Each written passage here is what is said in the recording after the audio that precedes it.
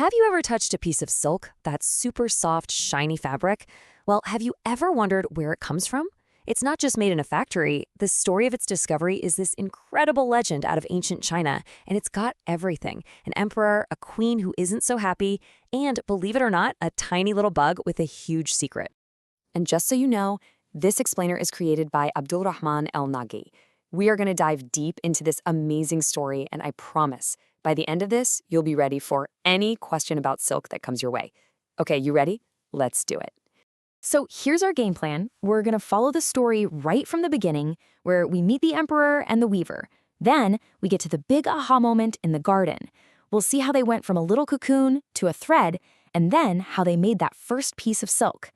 After that, we'll figure out why it was China's biggest secret, and we'll wrap it all up with a super facts review to make sure you've got it all locked in. Okay, let's get into it. Our story starts a long time ago. We're in a small village in ancient China. And this is where we meet the two people who are about to change fashion and even history forever. So one day, the emperor, the guy in charge of all of China, is traveling through this village. And that's when he spots a young woman. It wasn't just that she was pretty. He saw how she stood so proud. And he noticed her hands. They were rough from hard work. He just knew she was special. And right then and there, he decided he was going to marry her. Now, her family, they were weavers. And a weaver is someone who makes cloth by weaving threads over and under each other. This is a really important detail. The reason her hands were rough was because she'd been working hard, weaving cloth her entire life. And who did she marry? The emperor. He was the ruler of a gigantic empire. I mean, think about that. A girl from a simple weaver's family was about to become the queen of all of China. It's like a real-life fairy tale. But, moving into a huge palace and becoming a queen didn't automatically mean happily ever after. Actually, our story takes a little bit of a sad turn here, because the brand new queen, well, she was miserable. See, she grew up out in the country, with all this space to run around. The palace was beautiful, sure, but to her, it felt more like a golden cage. She really missed her old life. So she'd often just walk around the palace gardens, thinking about home. And it was on one of those sad little walks that something truly amazing was about to happen. All right, let's get to the most important part of the story. This is the moment right here, the game changer. It was a complete accident, but it led to one of the biggest discoveries in, all of history. So picture this. The queen, we can call her the empress now, is sitting in her garden. She's just trying to relax, sipping a cup of hot tea. She's under a mulberry tree when, all of a sudden, a little white thing falls from a branch and, plop, it lands right in her teacup. So what was this thing that fell into her tea? It was a cocoon. And what in the world is a cocoon? It's a little silky case that insects, like caterpillars, spin all around themselves. This word is super important, so definitely remember it for your test. Okay, so the empress fishes the soggy little cocoon out of her cup.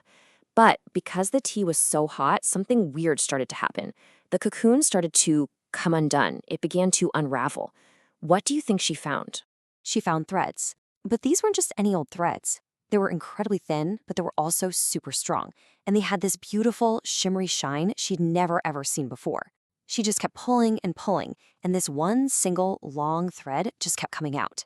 Now, remember, she came from a weaver's family, so her brain immediately lit up. She thought, whoa, if one tiny cocoon can make this much amazing thread, what could I do with hundreds of them, or thousands? She had a brilliant idea.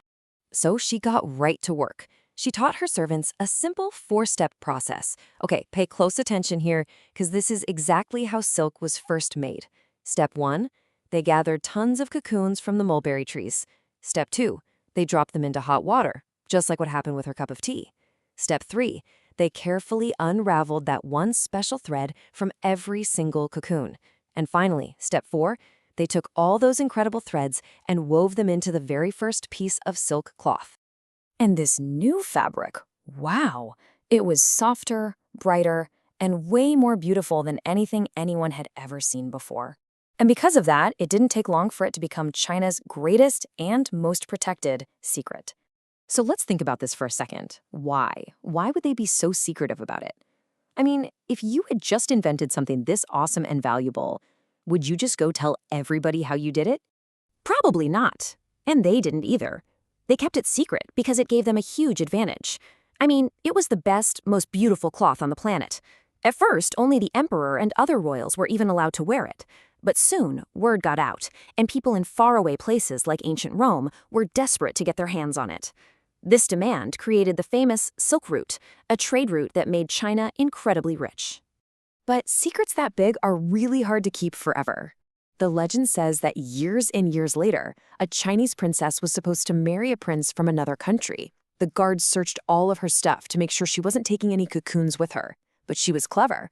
She hid the cocoons and some seeds from the mulberry tree deep inside her long, complicated hairstyle. And what does elaborate mean? It just means her hairdo was super complex, carefully put together with tons of little details. The perfect hiding place.